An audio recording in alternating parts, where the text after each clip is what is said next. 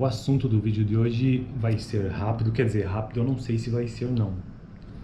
Mas ele vai ser simples, porque eu apenas farei a menção dos símbolos utilizados e abreviaturas neste livro aqui, que é o livro texto base que eu estou utilizando para construir uma playlist de gramática descritiva aqui no canal.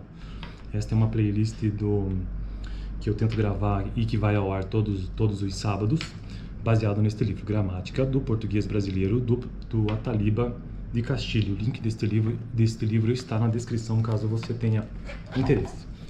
É um livro muito denso, muito denso. Já gravei alguns vídeos de introdução a ele.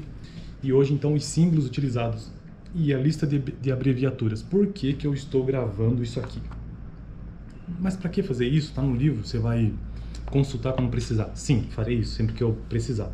Mas esses símbolos utilizados e essas abreviaturas, elas são bem comuns para quem estuda ou faz faculdade de letras, enfim, tem algum tipo de contato com linguagem e linguística, são comuns. Então eu acho interessante compartilhar isso também.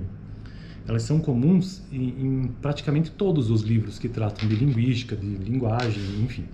Então vamos lá, símbolos utilizados. Claro, tem alguns símbolos aqui que são próprios do autor, dele mesmo, que ele coloca no livro. Mas símbolos utilizados. Depois eu trato das abreviaturas. Sempre que houver um asterisco e um espaço, um asterisco, uma estrela e um espaço, colocado antes de palavras, o asterisco indica que se trata de palavras que existiram por hipótese, nunca tendo sido documentadas. Então, se houver esse símbolo anterior, quer dizer que essa palavra nunca foi documentada. Colocado antes das sentenças, indica que há problema em sua estruturação. Então, aqui ele já tem duas divisões, apresenta palavras e sentenças. Eu, claramente, vou precisar consultar isso depois, conforme eu for fazendo a leitura do livro. Mas o fato de eu estar aqui compartilhando já me ajuda muito.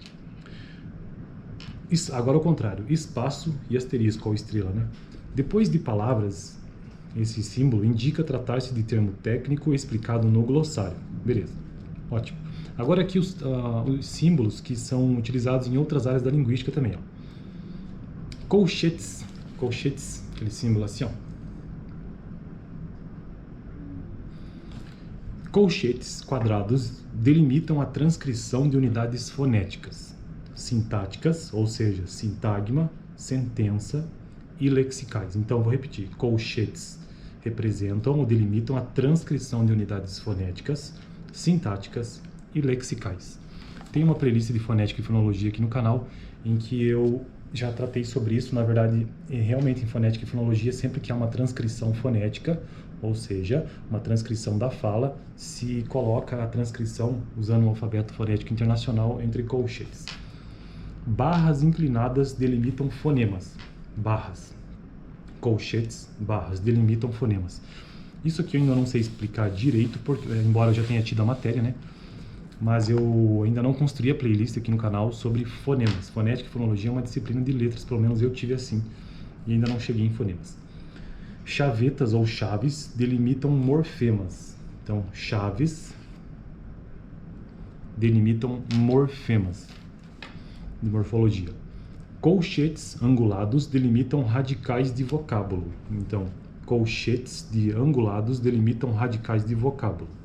Isso aqui já me parece assunto de morfologia, mas eu também não tive essa disciplina ainda, né? Que é uma outra área da linguística, que se preocupa com a palavra, basicamente. Parênteses voltados indicam trechos omitidos. A maior que B, 2 pontos, o termo A deu origem a B. A menor que B, 2 pontos, o termo A procede de B. E por fim, vocábulos em caixa alta remetem a categorias e a subcategorias cognitivas. Espaço, tempo, coisa, movimento. Bom, então esses são os símbolos que serão utilizados ao longo do livro, basicamente, né?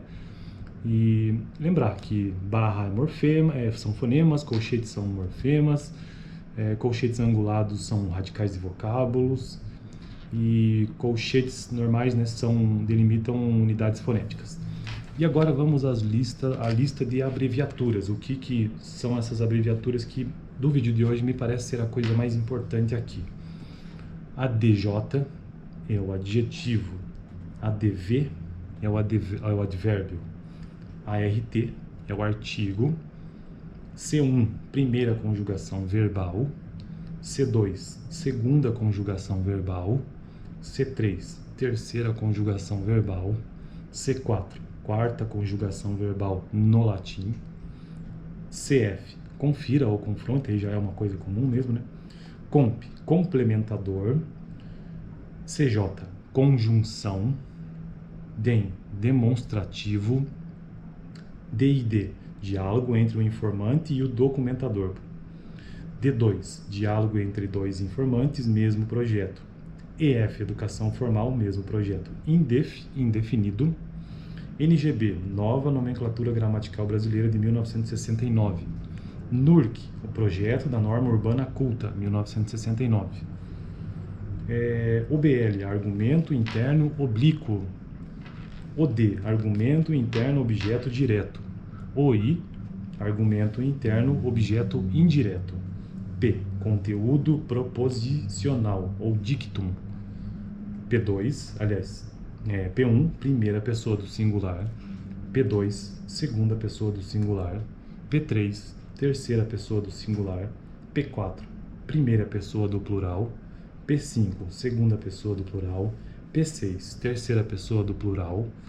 PA, português africano. PE, português europeu. PB, português brasileiro. PF, português falado. POA, Porto Alegre. POS, possessivo. PR, ponto de referência. PREP, preposição. QT, quantificador. REC, aqui é as cidades, né? REC, Recife, RJ, Rio de Janeiro. S, sentença. SADJ, sistema, sintagma adjetival. SADV, sintagma adverbial.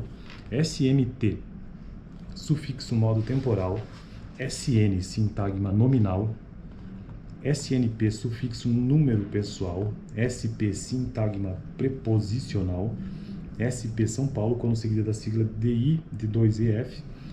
SREL, sentença relativa.